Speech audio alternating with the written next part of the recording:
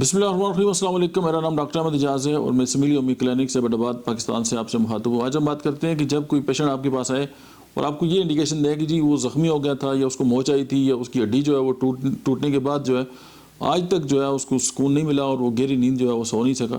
تو ہومیوپیتھی کی ان چند جو سمٹمز میں نے آپ کے سامنے رکھے ہیں حالانکہ بڑے کریٹیکل ہیں اور کچھ لوگوں کو چوٹ کے بعد تو ایک لمبا عرصے تک نیند نہیں آتی اور وہ بڑے بے چین رہتے ہیں. تو اس کے لیے ہومیوپیتھی کی میڈیسن جو ہے وہ اسٹیکٹا پلمونیری جو ہے اس کو آپ ضرور یاد رکھیں. 200 یا 1 میں جو ہے وہ آپ استعمال کریں.